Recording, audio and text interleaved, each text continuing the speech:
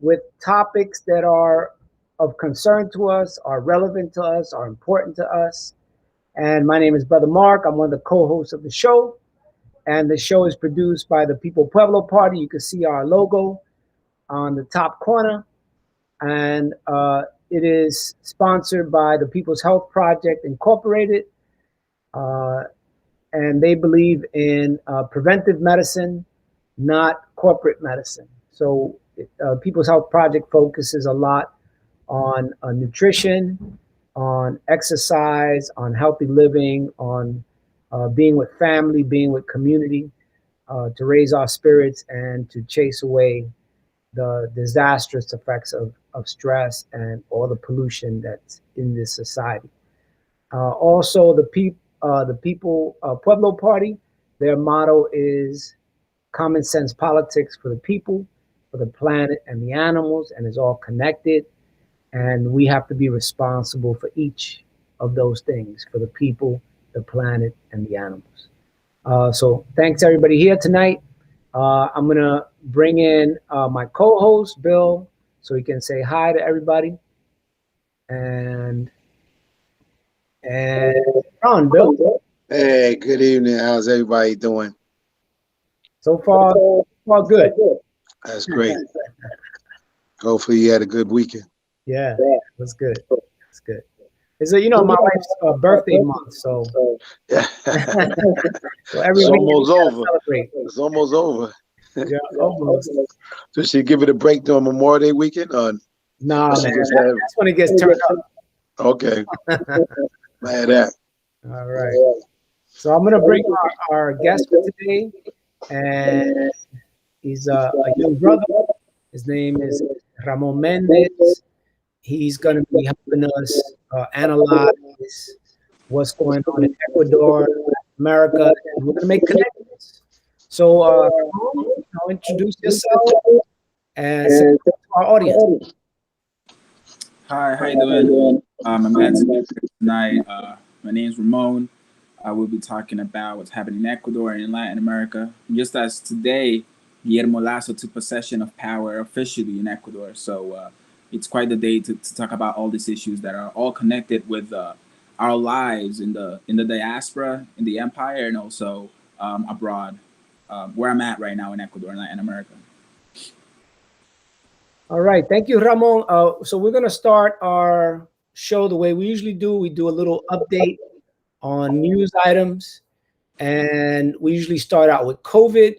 And I wanted to bring something out today because there's a show I watch. It's called The Hill Rising, and normally there's a young woman there. Her name is Crystal, and she's a Democrat, progressive Democrat. And then there's a young man named Sagar, and he's a conservative Republican.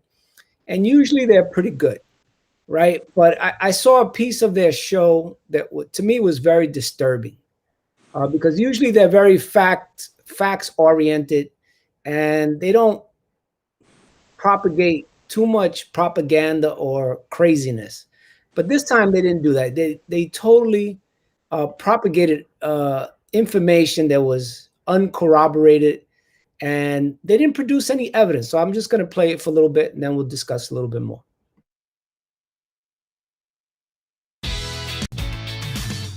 Good morning, everybody. Happy Monday. We have an amazing show for everybody today. What do we have, Crystal? Indeed we do. We got a phenomenal. Their tune on the likelihood of the lab leak COVID origin. Yeah, this is an absolutely bombshell story. So let's put this up there on the screen from the Wall Street Journal. Intelligence on 6 staff at the Wuhan lab fuels debate on COVID-19 origin. So this is about forthcoming intelligence report, which has been in the State Department for. So I'm just going to say this. First of all, the Wall Street Journal. My wife has a subscription. It's a conservative newspaper. It's a warmongering newspaper. They lie all the time. And things like the Wall Street Journal are used by the intelligence community to prop up warmongering, right? And then the information came from the intelligence services, right? the same intelligence services that were involved in overthrowing Allende in Chile, the same intelligence services that were involved with killing Dr. Martin Luther King Jr., the same intelligence service that were involved with killing Malcolm X, the same intelligence services. So why Crystal and Sagar decided to repeat information from the intelligence services without providing the evidence is beyond me. They're caught up in the nonsense, right? And, you know, Dr. Fauci was even talking, change, 180-degree change. You know, if we were any other country, Fauci's ineptness and corruption would have got him fired a long time ago. You know, between you don't need a mask, to you need a mask, to you don't need a mask, to you need a mask. And meanwhile, 500,000 people died and people are still getting sick. You know, he should have been fired a long time ago and maybe even arrested. But I'm just going to show another clip just so we can see what we're talking about. The United States wants to go to war with China. They find China to be a threat. And so it just reminds me of what this country does. And they talk about anti-Asian violence. Where does it come from? It comes from the White House, right? Because if China gave everybody the virus, then we should kill Chinese people, right? That's the conclusion. That's not anybody who's intelligent would come up with that conclusion. But I'm going to play this just to remind us of how we can't trust this government and the so-called intelligence. Exactly 10 years ago today, a year and a half after the U.S. invaded Iraq, Americans finally learned the truth about weapons of mass destruction. On this day in 2004, the man charged with finding WMDs released this report, revealing that he'd found nothing. We did not find stocks of either chemical or biological weapons. Active nuclear weapons program, no. We found no evidence, nor do we judge that there was one. No evidence, no smoking gun, no potential mushroom cloud.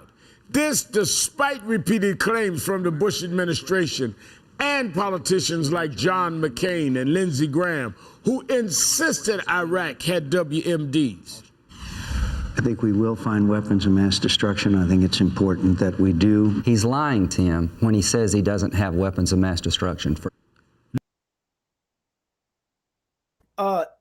If that's not enough to convict the intelligence service, I just got one more that's really quick. And I'll put it on real quick. And it's this one from Libya, right? So weapons of mass destruction, Iraq, nonsense. Warmongering, right? To get us to approve war on Iraq. Now we're going to hear a short piece about weapons of mass destruction because they tried it again with Libya. And then they destroyed Libya to the point where now people are being sold off in auctions, slave auctions in Libya. So I'm just going to show a little piece of that.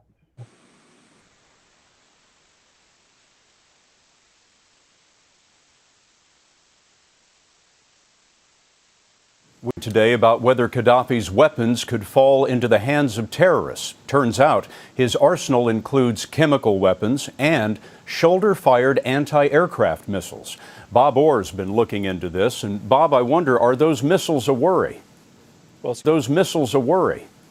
Well, Scott, they're a big worry because shoulder-fired missiles by nature are easy to use, easy to transport.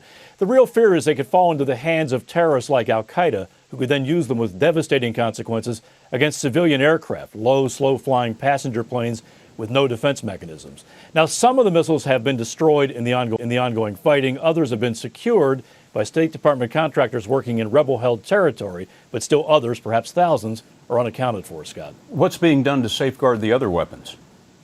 Well, there are remnants of Gaddafi's weapons of mass destruction program, principally tons of mustard gas. And those remnants are at known sites inside Libya. We're told by people at the Pentagon and the State Department the sites are under surveillance and they are secure. They've not been compromised, but the monitoring does go.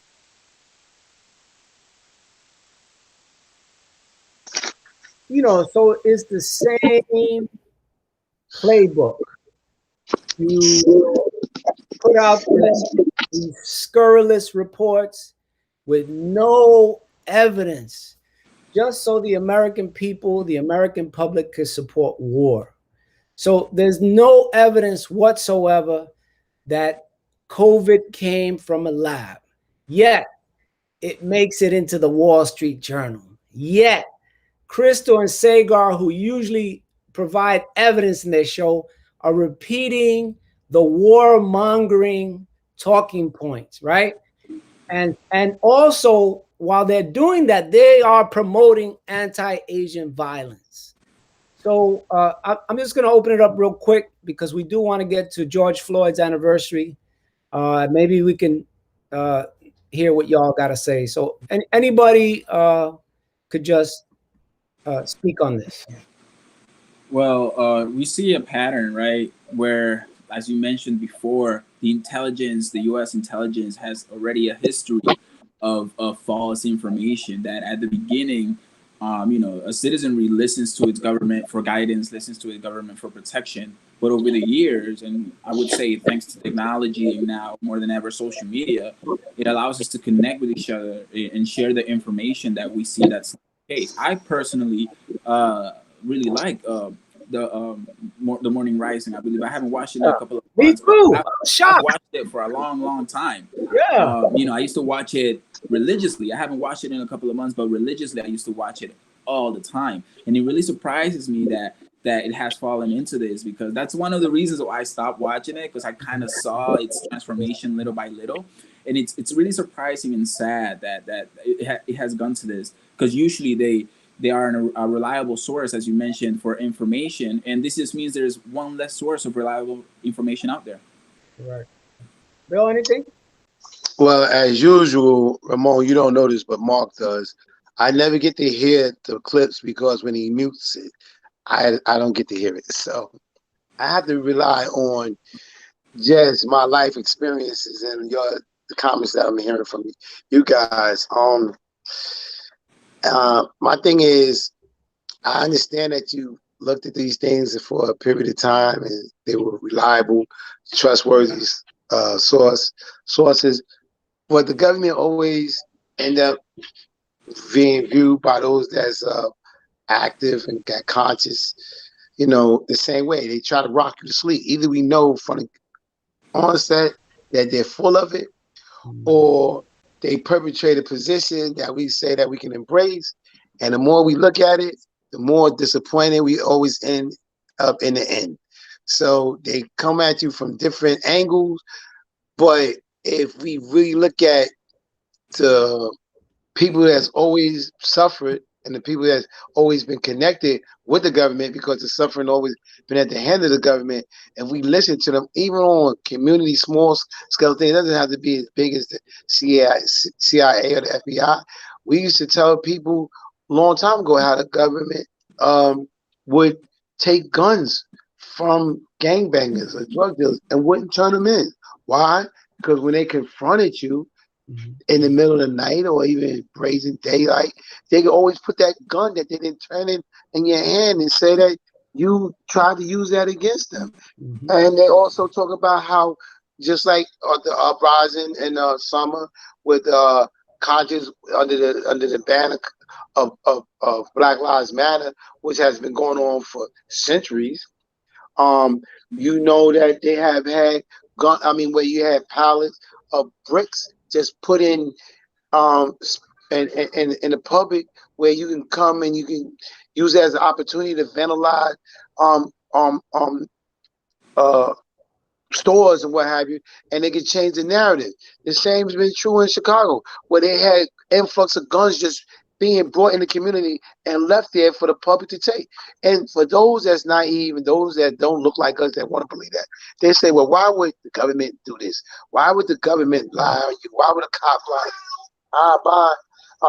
They would do that because they want to control the narrative, and they want us to continue to be at each other and other things that I don't have to really go into it. I'm sure that we're going to bring out later. So even though I didn't hear the piece, nothing has changed. All right, so I'm going to go now. We're gonna there's another little piece about George Floyd, and this is a piece that I got issues with, but the conclusion of it, I think, is pretty good. So I'm just going to play. It's very short. The country ready to mark the one-year anniversary this week of the murder of George Floyd. As we all remember, Floyd died under the knee of a police officer in a case that brought the issue of racism to the forefront.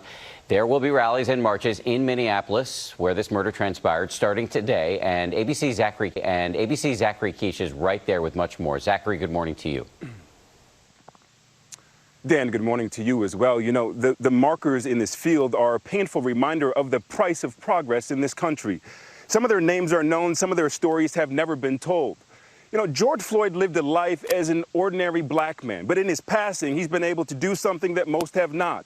He's been able to transcend the barriers that stand between us, and he's been able to elevate important conversations. A year ago this week, Minneapolis was on fire.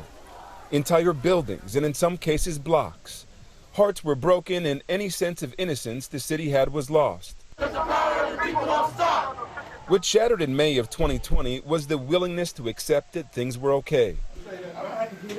Well, I was feeling pretty much just frustrated, scared to a certain extent. I'm thinking about my children.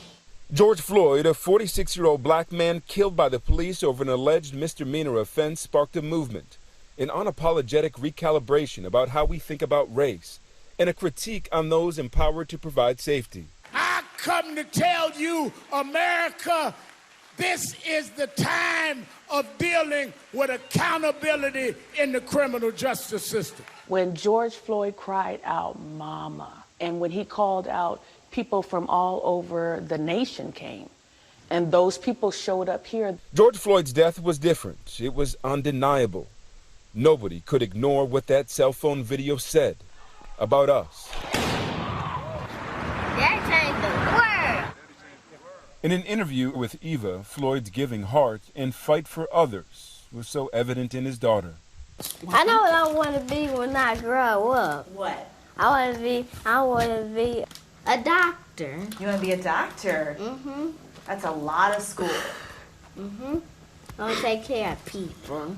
Right here in the Twin Cities, but also on both coasts and eventually the globe. Through the fire, through the grief, the black community found its footing and found allies. People have to want change and have to be willing to sacrifice some privilege and talk about the things that are uncomfortable.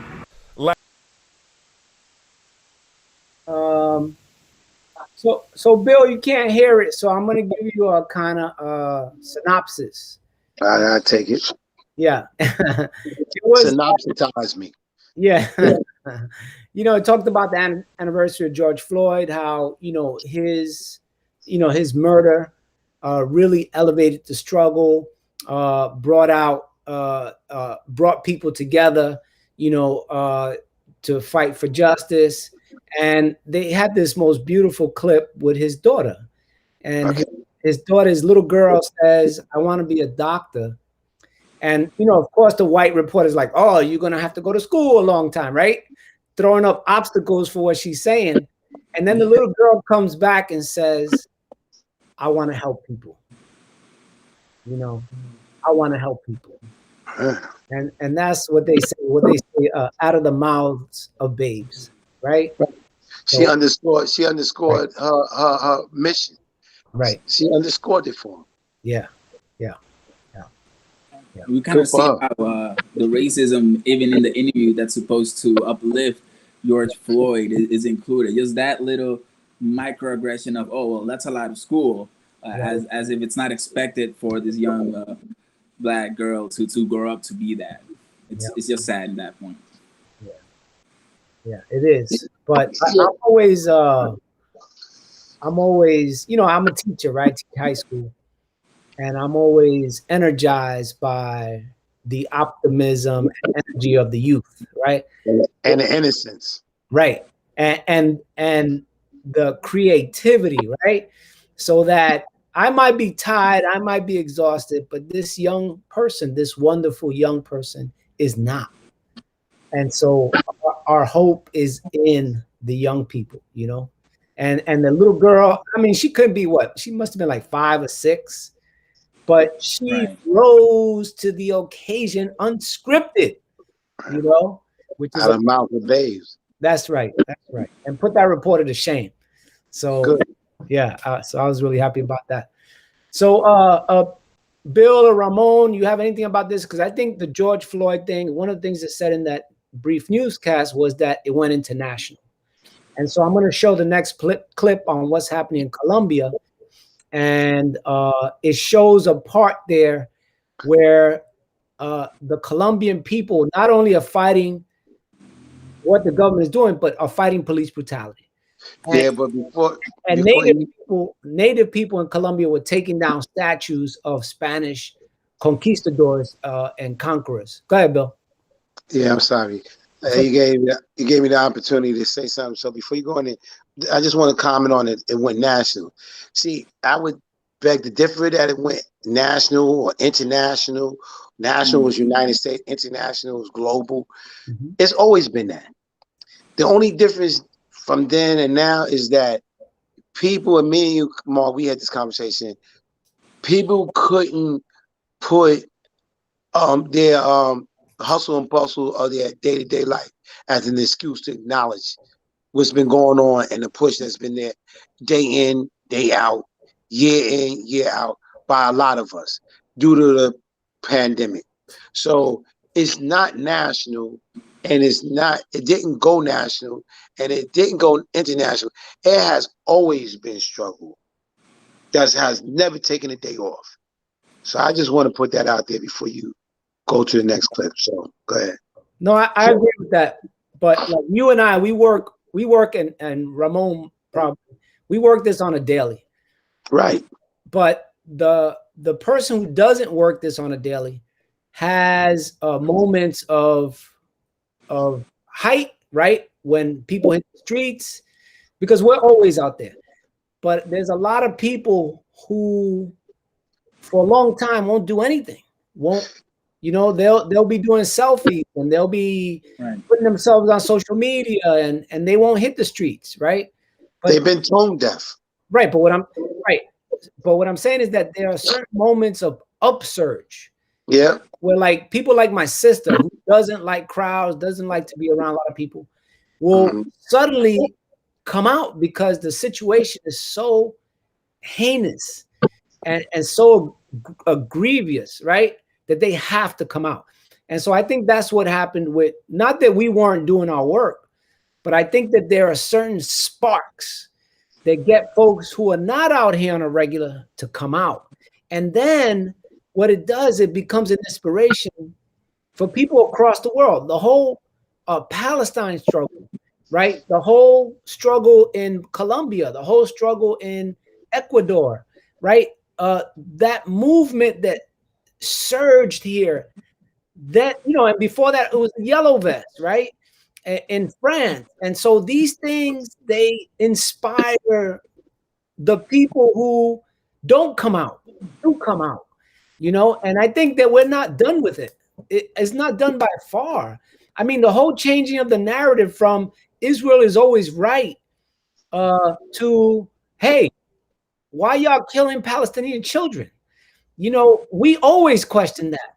But now there's more people questioning that, and I think part of that was the upsurge from what happened with George Floyd, and it's a great thing because January 6th told us that our enemies want to put us in concentration camps. Our enemies want to take over the government directly, right? It told us that. And so, for me, it's always about, in times of peace, prepare for war. Always expect war to come, and I think a lot of times some of us get a little too complacent. So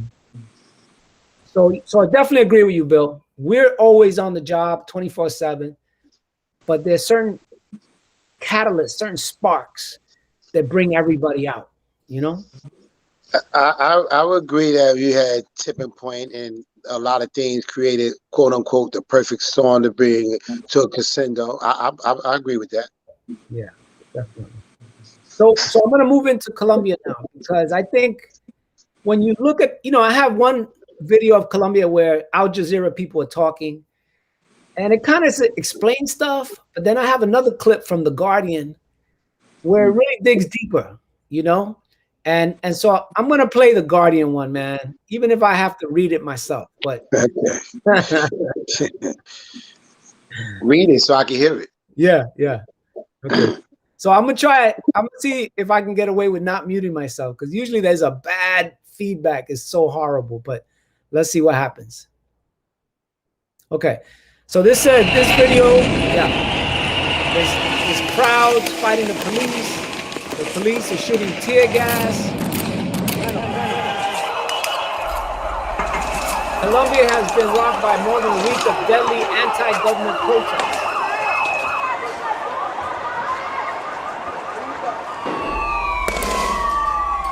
In a week of unrest across the country, riot police have shot protesters at point-blank range.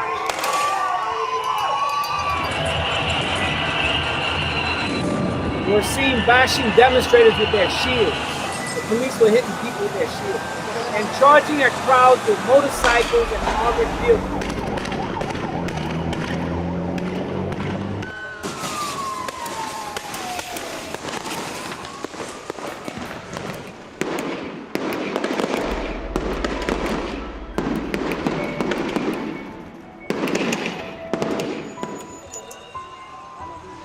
The protest began with a general strike over an unpopular tax charge, but quickly escalated when protesters were met with tear gas, beanbag rounds, and billy clubs.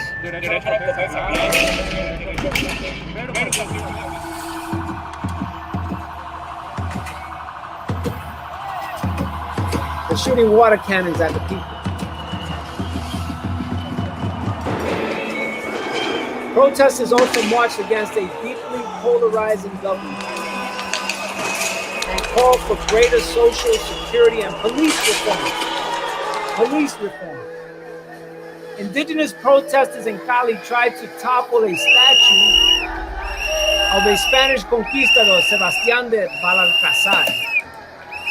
So they're tearing down the statue. Protesters also blocked the road between the city and Buenaventura, Colombia's largest seaport on the Pacific coast.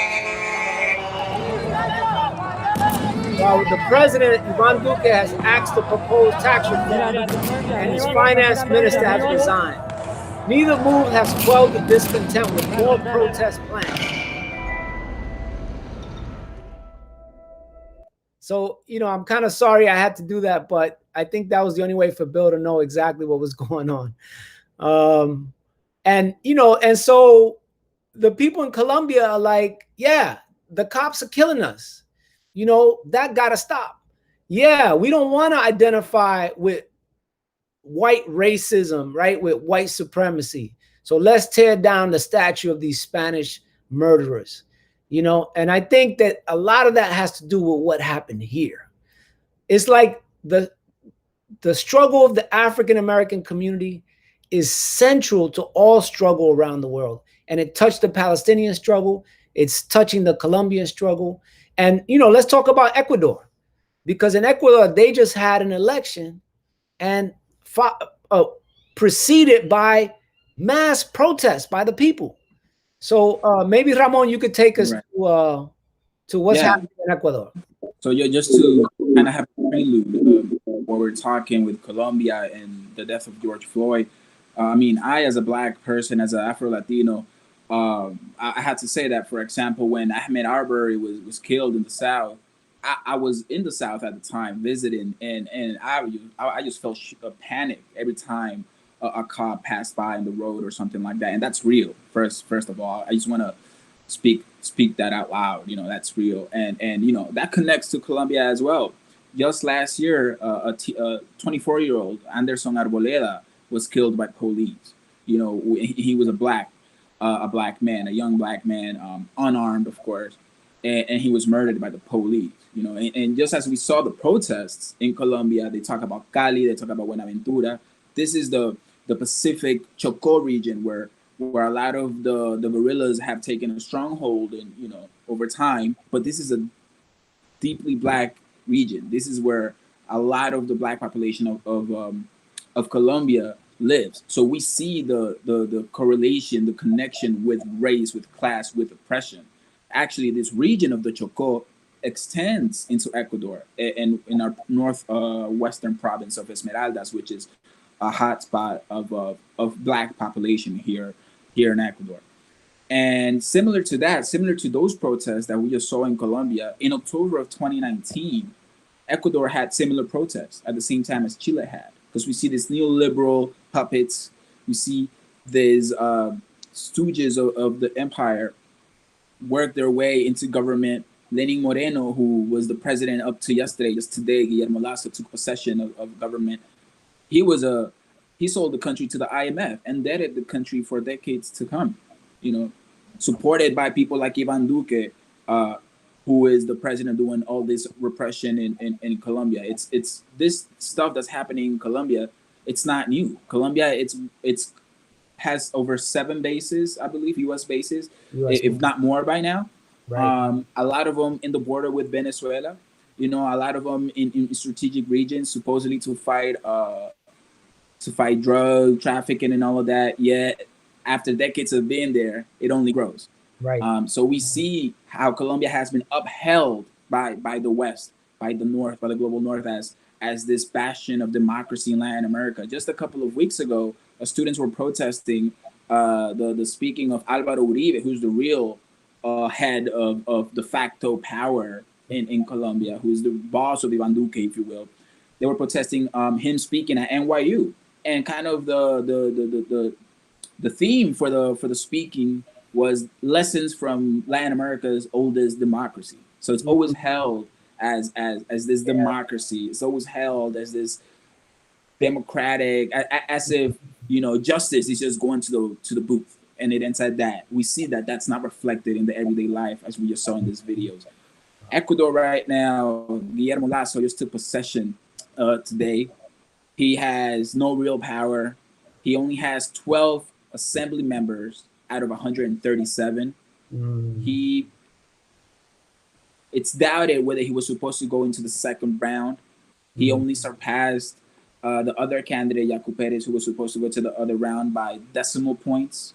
Andres Arauz, who was the representative of the movement of Rafael Correa, was in first place and with over 30% of the vote went into the second round. But in the second round, and it's disputed by some, but he lost by 3%. Why? Because all of these reactionary sectors of society coalesced around the right wing with all this financial support. The media has been completely lying to the people, the mainstream media, of course, in TV and all those things, completely lying to the people. They have been co-opted, as usual, by the government, by the US, by the embassy, into lying to the people that everything is okay when we know that that's not the case. Ecuador has been steeped into poverty over the past 4 years.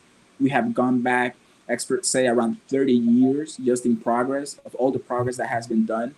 Now we're going back 30 years. Today that he took power, Guillermo Lasso announced that he will be selling public assets, giving concessions off of roads, of the public trust and all these things that Ecuador has. And that's just the neoliberal playbook. Right. We've seen it happen before. Yeah. And just one thing that I want to say as to why didn't Correísmo win in this election. First of all, Lenin Moreno, who was elected by the party of Correa, by the people supporting a left-wing continuum of what had been done by Rafael Correa, he betrayed the movement, he betrayed the cause. Then the first thing he did was put into jail his own vice president, who was speaking against everything that he was doing. Because his vice president, brother Jorge Glass, who's still in jail today, spoke up and did not sell out. Right. So now he's in jail. And this just brought up instability. We have had 4 different vice presidents in this time, 1 for each year. We have had 4, 5, 6 different ministers of health. Imagine in the midst of COVID, we have seen corruption, no vaccines, people dying in the streets of Guayaquil. It was infamous around this time last year how people were just dropping dead in Guayaquil in Ecuador. But what I wanted to mention is that the Consejo Nacional Electoral, the National Election Council, which controls the elections, systematically blocked Correísmo. First, by not allowing Rafael Correa to run as president or vice president. Second, Alianza País, their party was taken away by Lenin Moreno and all his lackeys. Then the different parties or movements that Rafael Correa and his supporters were trying to create. First, MANA, which stands for Movimiento Acuerdo Nacional, was not allowed to be registered, even though they had all the signatures.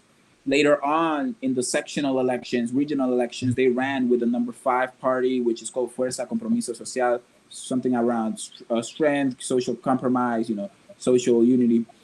They were blocked to run for the presidential election. So they had to run on a different party, a party that's actually a center-right party, but they had to do these concessions in order to be able to just participate in the democratic process. So then later on, once the candidacy was in place, the National Election Board did not allow for the Andrés Arauz, who was the presidential candidate, and Carlos Rabascal, who was the vice presidential candidate, to actually be on the ballot. So they had to fight 3-4 times. They were upheld, then they were taken down. They were upheld, and they were taken down. Just playing with the people's right to vote and elect freely. So they weren't able to set up their campaign. They weren't able to set up their whole apparatus to run a smooth campaign that was able to win the elections. So you see all these types of blockade happening. Then once they were in the midst of that campaign, the campaign was not allowed to use the image of Rafael Correa, nor his voice, nor his name, because he's not a candidate. Yet other leaders of other parties that were not candidates were allowed to be used freely. So you see systematically how this is happening. I mean, it's a setup. Like in Brazil, everyone knew that if Lula ran, he would win, and he would win overwhelmingly. So what did they do during the presidential campaign in Brazil? They arrested him, and they locked him up, and they put him in jail while the campaign was going on. And so, this manipulation, is this dirty tricks, right? And so these are the same people who do these things, right? Supported by this country, who then put out quote unquote intelligence reports. And we're supposed to believe it. It's like, give me a break. Exactly. You guys, liars, dirty tricks, murderous people. We really have to have our alternative media, and we have to have spaces like this and spaces like other spaces. I know Black Veg Fest has a program on Instagram. I know Ralph and Ralph Pointer, Betty Davis have a Blog Talk Radio. There's also the Black Agenda Report.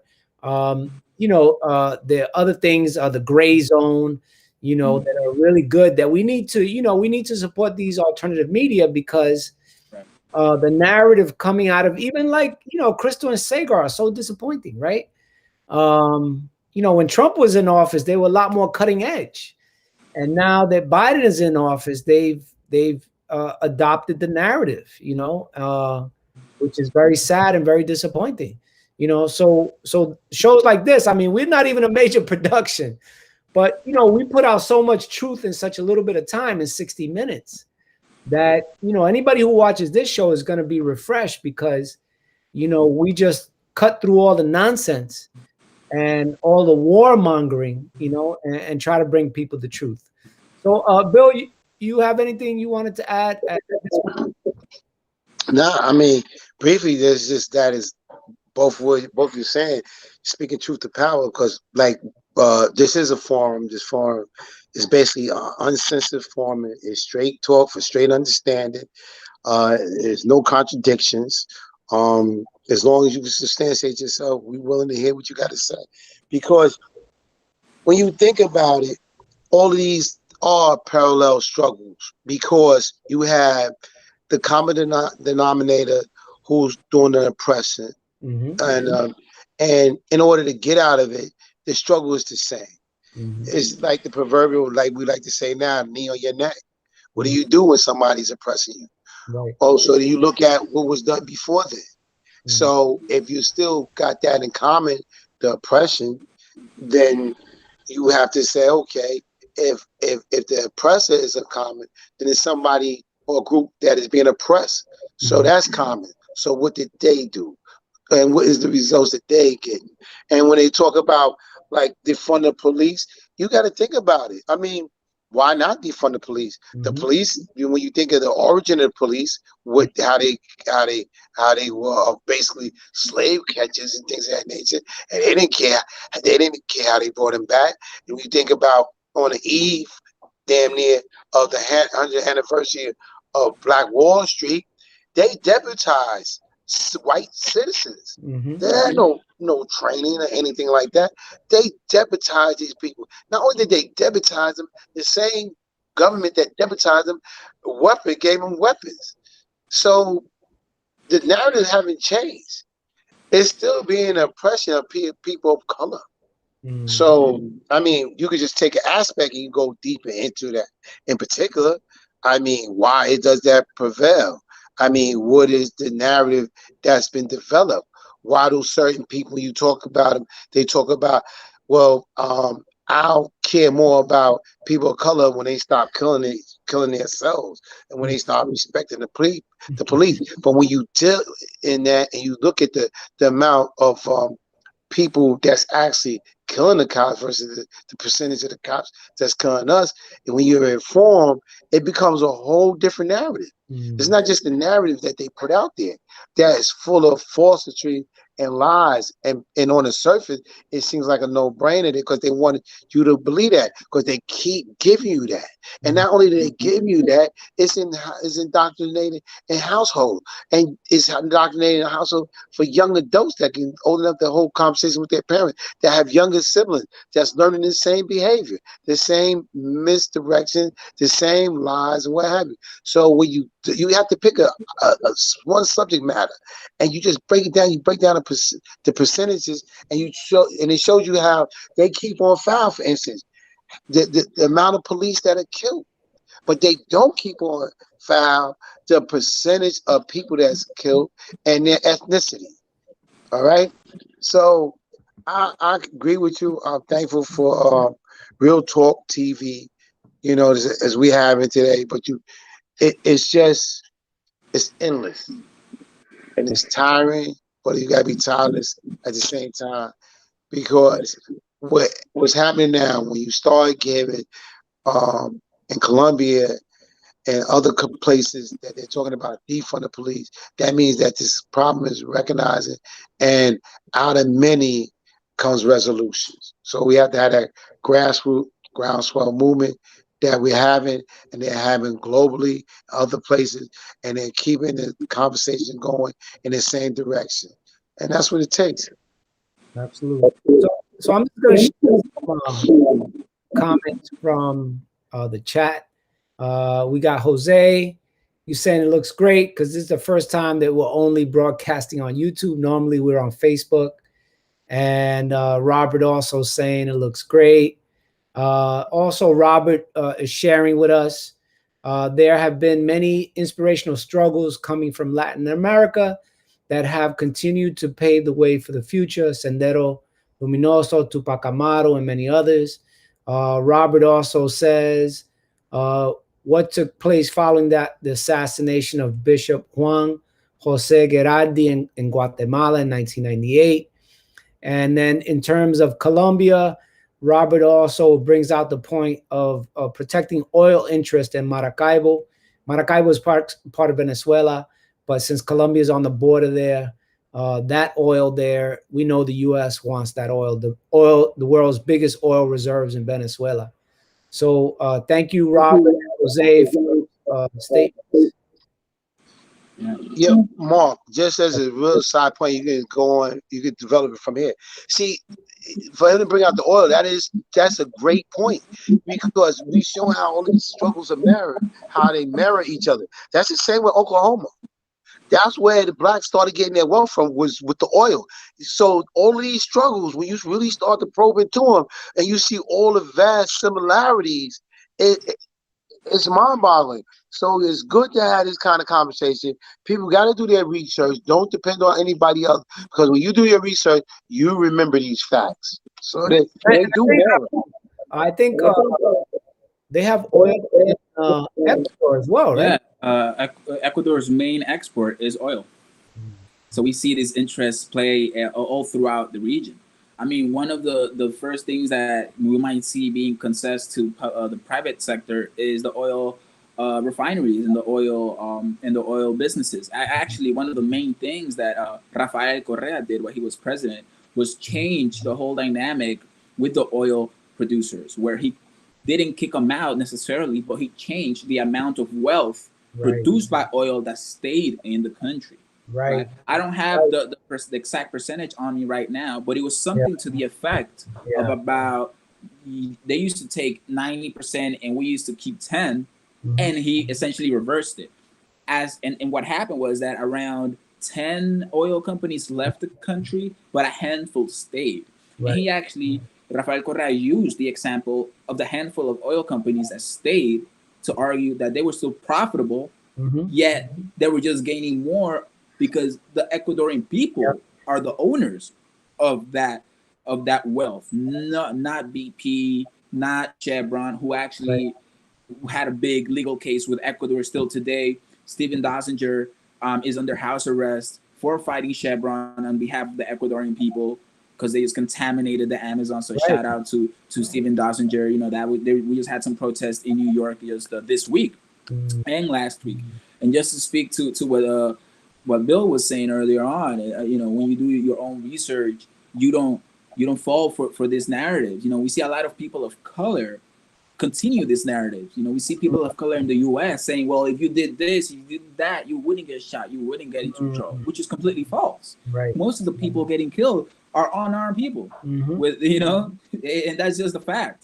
Yeah. Here in Latin America and in the diaspora in the U.S. of Latino Latinx people, we see this happening too, where you see a lot of the Colombian population or a lot of the Ecuadorian population saying, well, those are just, you know, Chavistas that are infiltrated, that are paid by Cuba.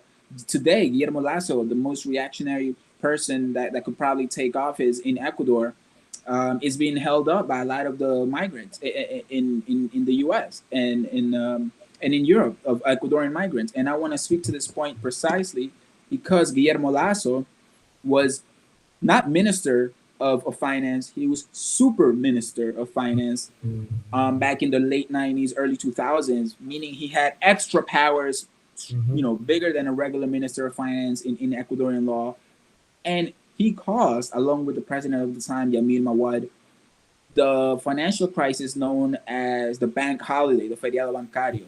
So Ecuador was not an exporting country of migrants as we know other countries up to that point. Of course, you had immigrants. Of course, you had people who left the country, but it wasn't massive, right? In that period, over 3 million people left the country. Wow.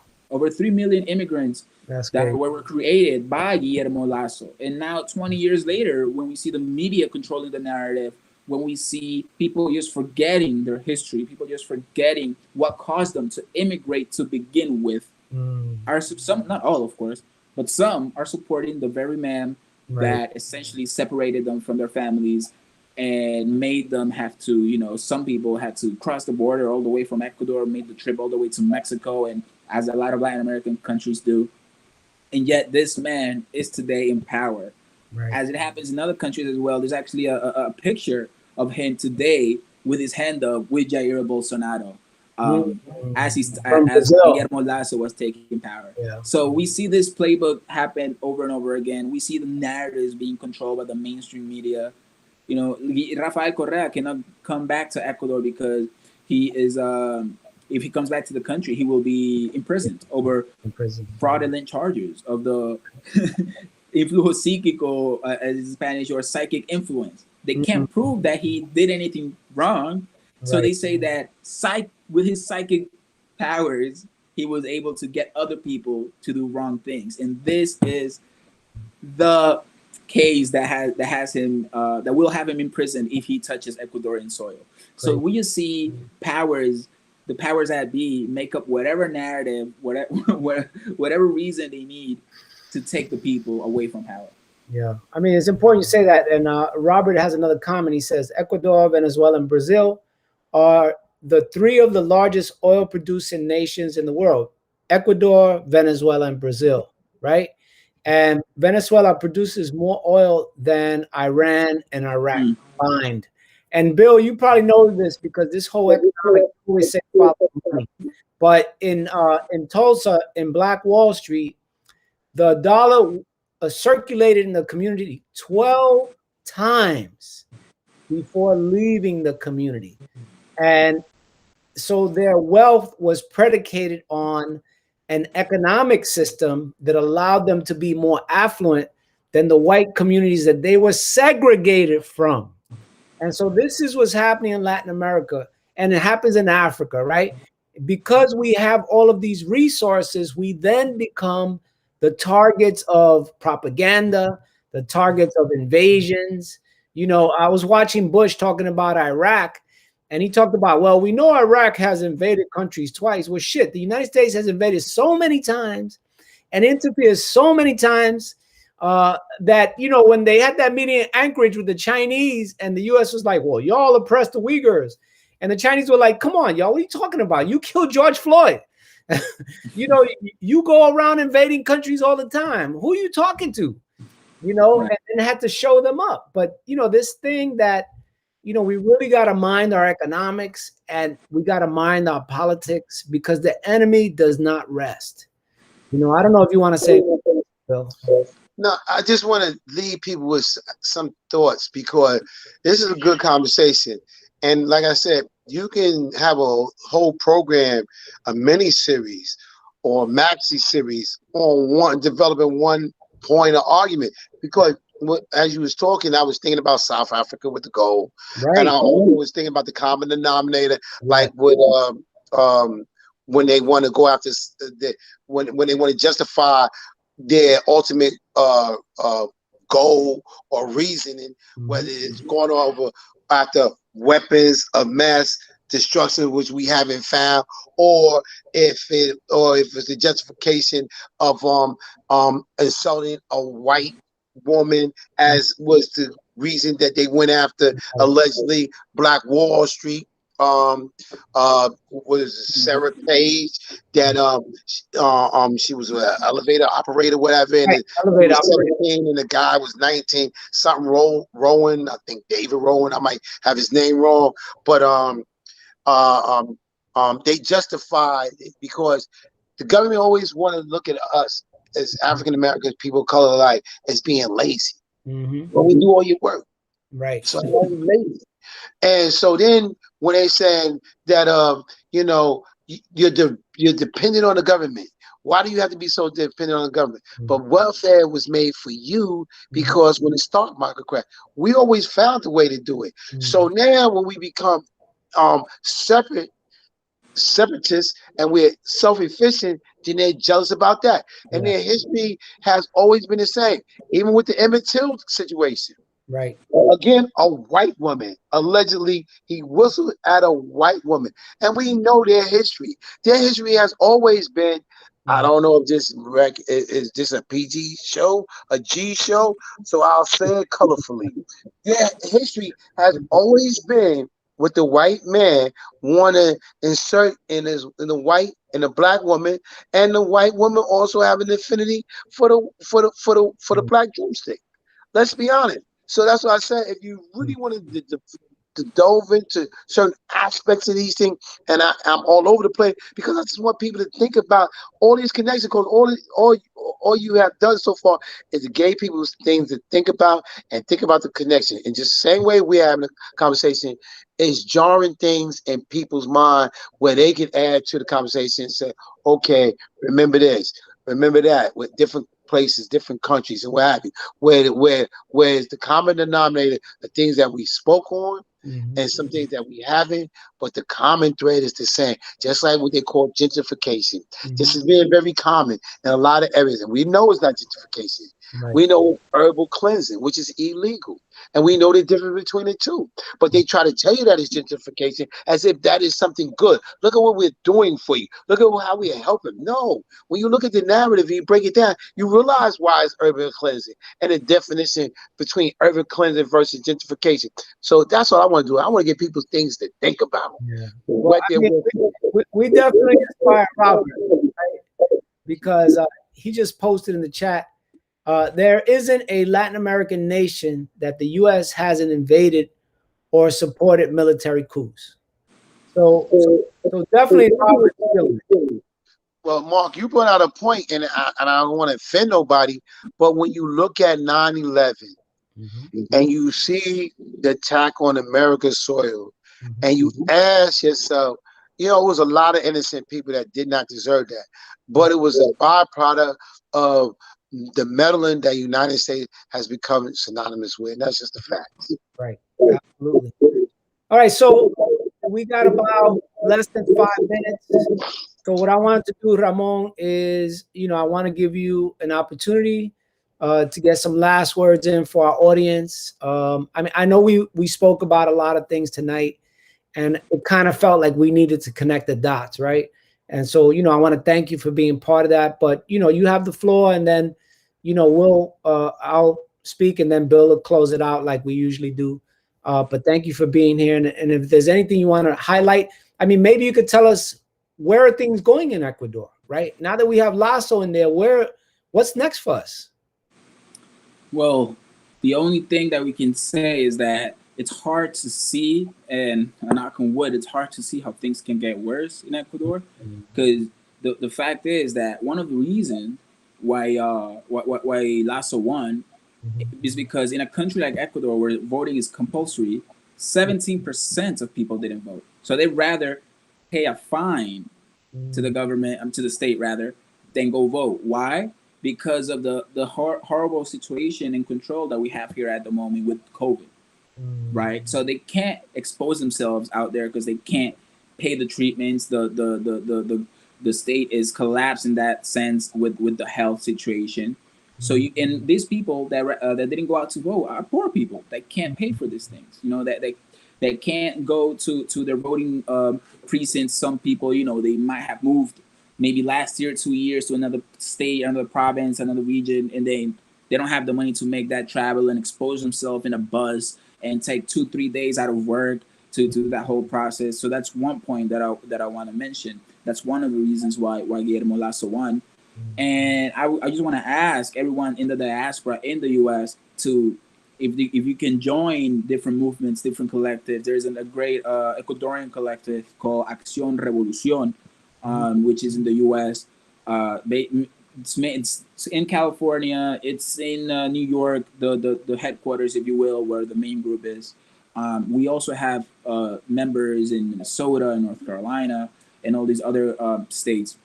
But Acción Revolución, it's a great instrument if you just want to find out more, if you want to get involved, if you want to come out to political.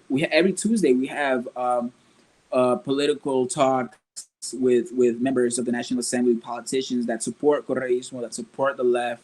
So, just get involved with your local community to see how, even though you're not in the country, you can support these movements one way or another. And just overall, Robert mentioned that there's no country in Latin America that the U.S. hasn't supported military coups in, and now what we see is that they don't do it through military coups. They do it in different ways. They do it through Lenin Moreno. They do it through Guillermo Lasso. So we also have to be able to change that narrative when someone might tell us, well, he was elected democratically. Well, how democratically was it? Right? The West and the global North, it's quick to point fingers at Nicolás Maduro, quick to point fingers at Nicaragua, but their own lackeys that are not being democratic, they get away with it. We see what just happened in Chile this week, where the new Constituent Assembly that's going to write a new constitution for Chile is overwhelmingly leftists. Now we have to be a watchdog, and we call on the Chilean people to be a watchdog on that process. For one, so it could be as radical, if you will, or rather it could express the voice of the people as much as possible, and also for those people that were elected to draft that new constitution that's going to overwrite Pinochet's constitution. Right. Because that's one thing, right? Even though they were democratic now for over 2 decades, the constitution of Pinochet was still in power. Right. The constitution of the dictator was still in power. Right. And I always tell these people when they ask me out here in Ecuador about where I've been for the past month, they ask me about the situation in the U.S. and they say, well, now you're back to the left because Biden is in power.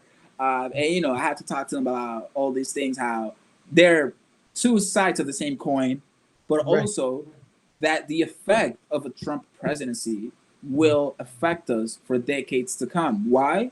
The Supreme Court. Simple as that. They'll be in power for decades to come. So the powers that be, the reactionary sectors of our society, have ways to democratically install themselves in a way that no matter who comes into power, they'll be there. And right now, with Guillermo Lasso taking power, who is a banker by trade, and I mentioned how he was the finance minister before, last week, the exiting government passed a law, the exiting National Assembly, because also a new National Assembly took power on May 14th. They passed a law that's going to give all the power to control the central bank to the Bankers Association directly. Yeah. So the central bank control of Ecuador has now been given to the private sector, which Guillermo Lasso's son, as of 2-3 days ago, is now a part of. So we see the corruption, we see how the wealth is being stolen from our lands. We see lackeys like Leopoldo Lopez, who's not even doesn't have any position of power in Venezuela, coming to the possession of Guillermo Lasso. So we see how all these networks of reactionary sectors throughout the world take power. So I just make a call to action to all the comrades watching us right now.